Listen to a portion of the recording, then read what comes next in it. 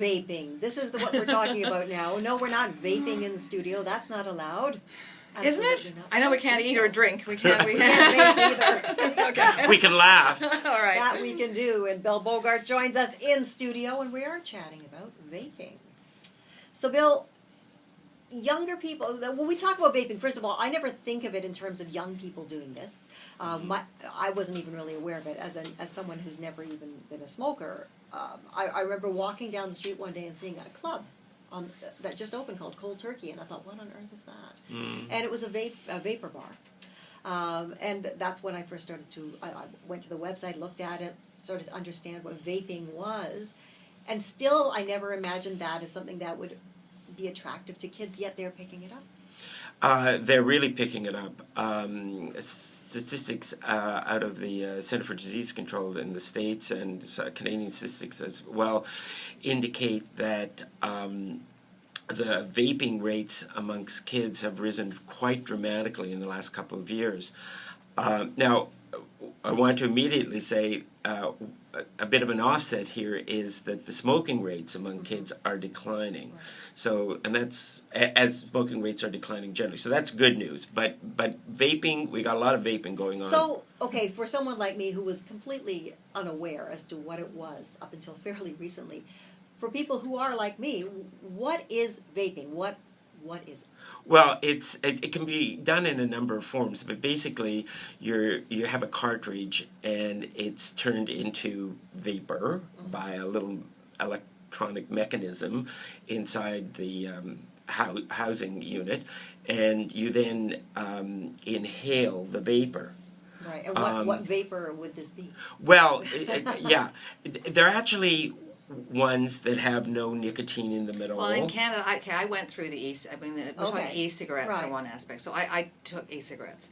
But I bought my e-cigarettes in the States because in the States you could get ones with nicotine in them. And then I started at level 5 and then went down to 4, 3, 2, 1, no nicotine. In Canada, you cannot get e-cigarettes with nicotine in them. Oh, okay. So, but... and, I remember, honestly, like, lighting up in an airplane, lighting up in the movie theater when I saw a movie with Johnny Depp and Angelina Jolie, and he used an e-cigarette, and it was the same one I had. So I pulled it out, and I could hear people around me going, oh, she's got a cigarette just like it. So I was then cool again, even with an e-cigarette. But does vaping also include things like... hookahs. Yeah, it's just a different form of delivery. And incidentally, I think we have to note that although you're right that, strictly speaking, nicotine cartridges are not supposed to be available in Canada, they're widely available because of the internet. You can buy them through the internet. And that's part of the problem, right? You can also get THC cartridges in the States, which is so you could get stoned on the plane if you wanted to. Wow. Watch the state you're in. Wait, what state are you in? What state are you in? And what state are you in? Yeah. So, but I mean, they really helped me stop. Although I did start smoking again. Yeah. And then I stopped again for 10 months, and then I lapsed, and I'm stopping for longer than I smoke. So I figure I'm getting there. And incidentally, that's often a typical pattern, right? For people to stop smoking permanently, they often have to take several runs at it. Right. But then they do stop. You will stop. I will stop. Well, I keep trying, right? Yeah, I keep trying. But but you say it's as bad. I mean, now people are saying it's as bad for you as smoking. Well, okay. I got a lot of reaction to this HuffPost. Huffington Post article. Yeah. Where is that so people can This one was about 2 weeks ago now, and it's called. The title is "How Do We Persuade Kids That Vaping's as Dumb as Smoking?" Right. And I got a lot of likes, but the comments were from the vapors, and they really came down on me. But the fact of the matter is, if you read the post, I acknowledge kind of two schools of thought. One is a crowd led by David Kessler, the former head of the FDA in the United States, who wants to regulate them heavily and immediately. Another school of thought says, well, like, hold on for a second. They may not be the most desirable form of consumption, and there may be dangers associated with them, but they're not as dangerous as cigarettes because you're not getting the tar. Right. But are they as addictive? Is there an addictive factor to these cartridges? Not the nicotine ones, but the vapor cartridges that people are I think smoking has an addictive. Yeah, but if you don't have the tar and you don't have the nicotine, then I think the chances. I think it doesn't matter that much. The chances are much, much less. It's the tar and the nicotine that are the issues. Right. So it's just the cool factor that's getting kids to. Well, no, because we don't know exactly what they're getting, and this was my sort of ultimate point in the Huff Post. Smoking's illegal. But we know that lots of kids smoke. I mean, there fewer kids are now smoking, but they're getting contraband cigarettes because there's huge contraband market in Ontario. Well, drive up to any high school; they're all out there smoking. Well, okay.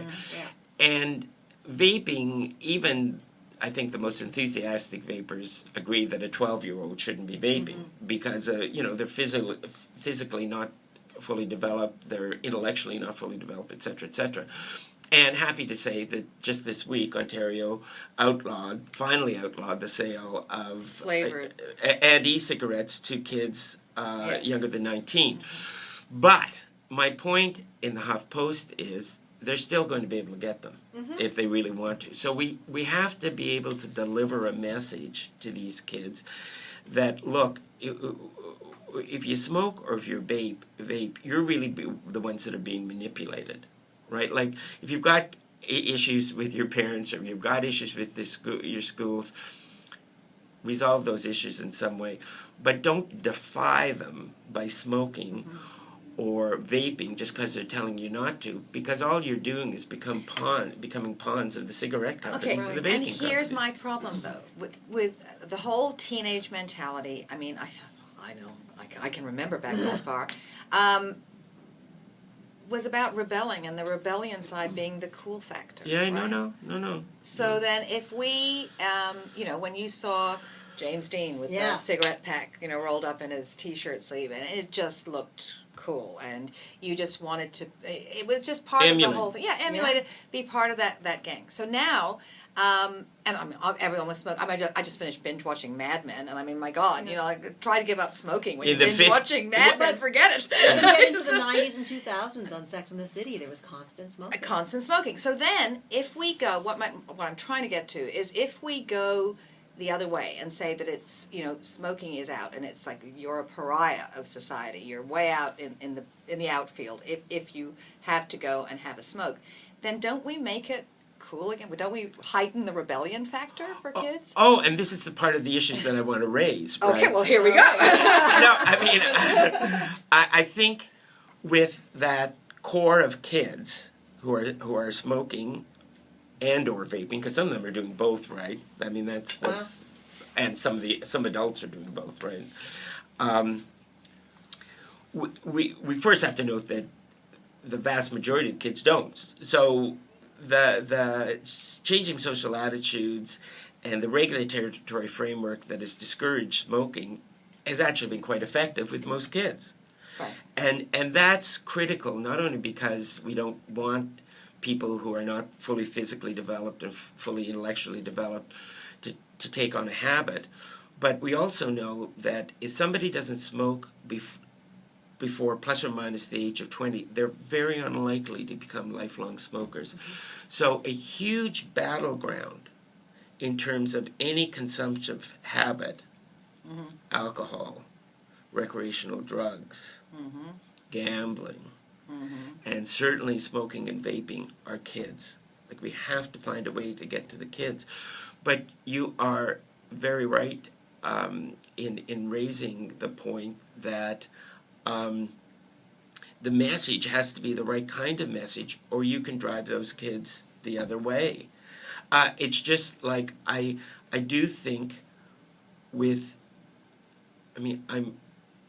do understand why vaping was banned for kids. I support that, but we have to be very careful in trying to suppress vaping amongst kids that we don't drive them back to cigarettes. Yeah. Right. I mean, yeah. I don't understand the psychology. Neither of my parents smoked. I started smoking at 13, and I've been smoking on and off. Neither of my kids smoke. I didn't smoke when I was pregnant. Didn't smoke when I was breastfeeding. And as I said, it keeps on going backwards and forwards. They're now 19 and 20. Every time I smell remotely of smoke, I am hauled over the nicotine coals and told how stupid I am. But yeah, I started young. My niece, one of my nieces, I think, was told that she would get $1,000 if she didn't start smoking by the time she was 20 or 21. And I think none of them. Did she take up the offer? I believe she did. That's a good offer. Okay. Yes, she did. There's her aunt is her mother is in the other room. Yes, she did take up the offer. Hello there. Both of them. Both of them. Okay, so both my nieces. What? The whole family's here. I see there's my wife in the corner. Yeah, so both my It's a nieces. family Good for them. show. So does that work?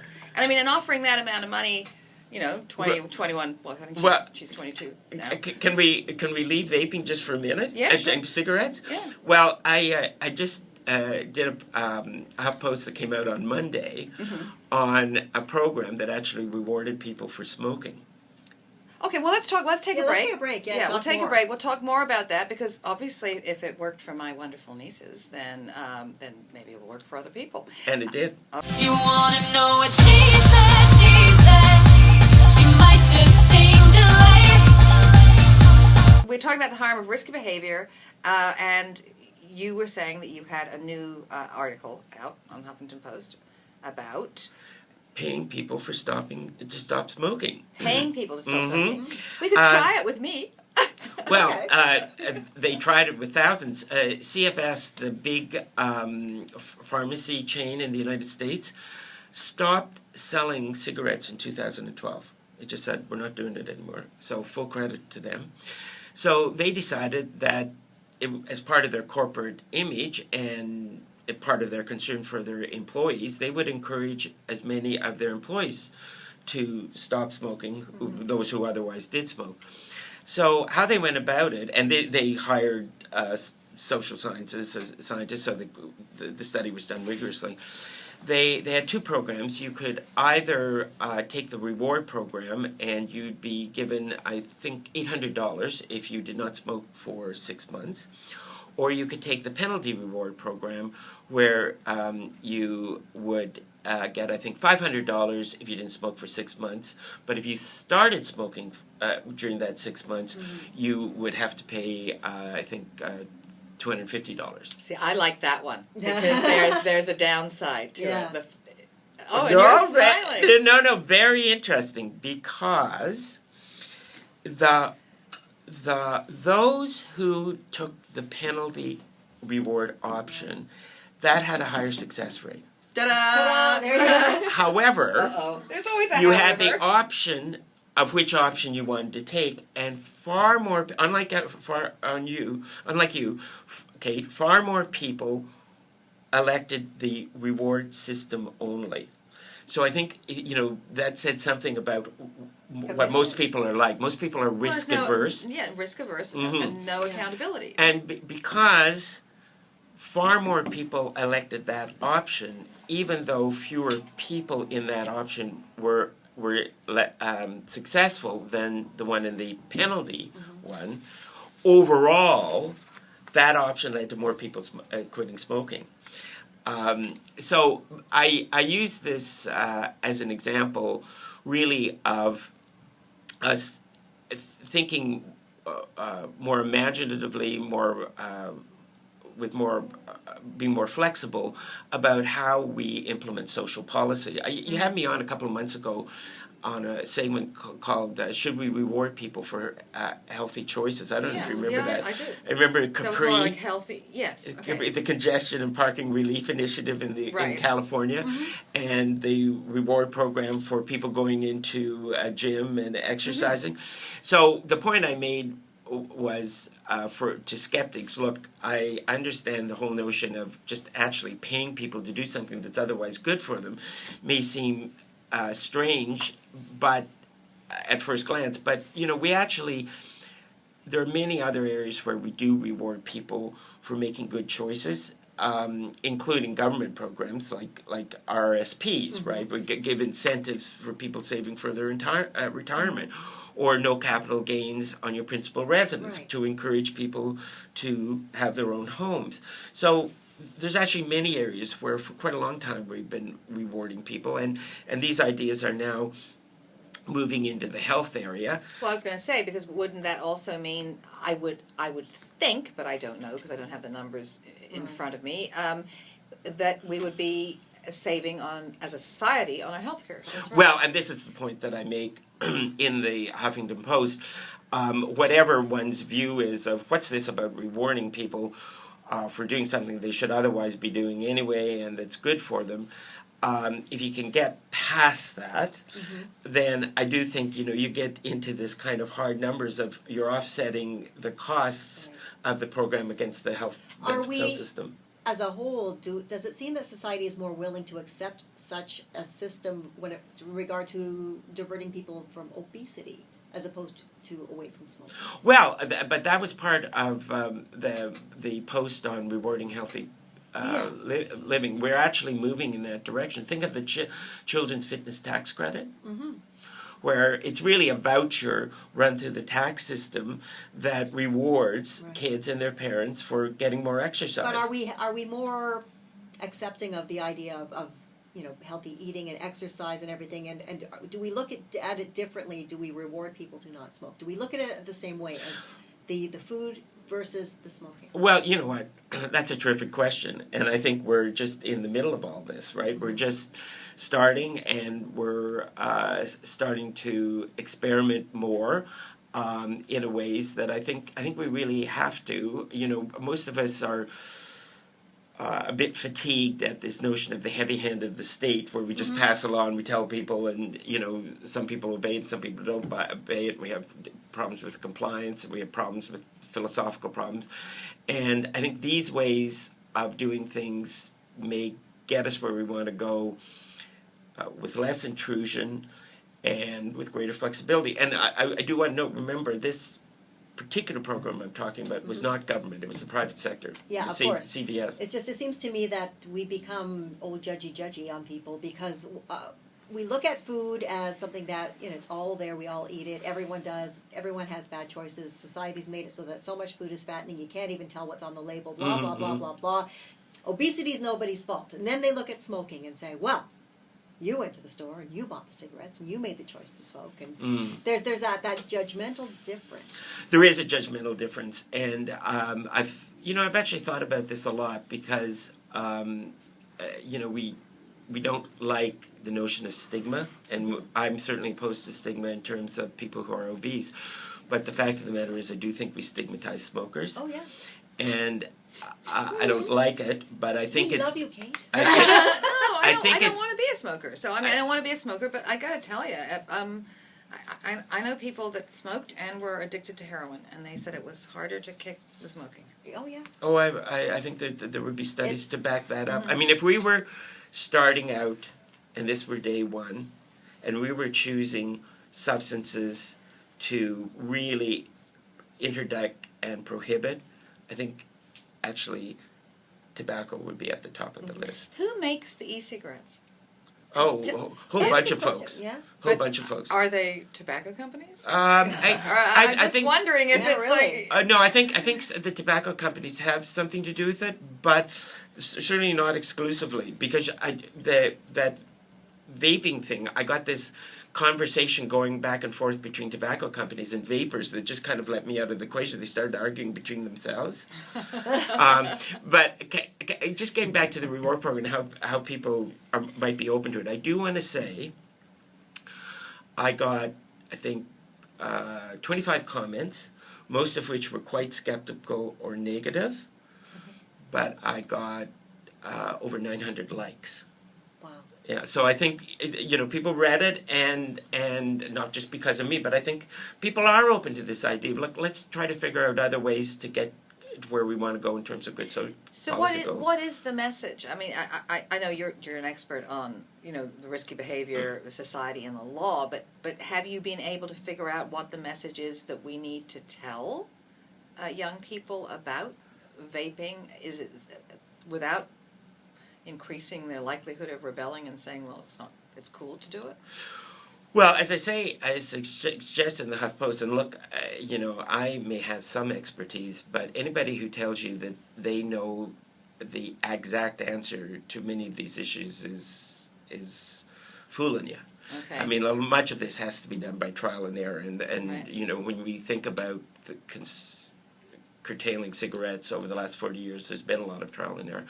What I suggest is this message about, look, however much you want to defy your parents in school and rebel against them for whatever reasons, good or bad, think about smoking and vaping as a means of doing that. Because when you smoke and vape, what you do is just give yourself over to and become the pawns of people who are not interested in your well-being. Mm-hmm. Mm-hmm.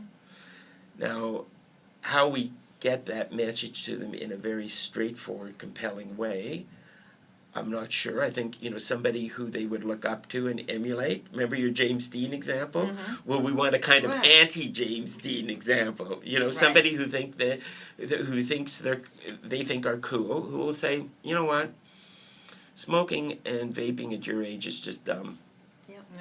Yeah, well, and I think the kids are a lot smarter today.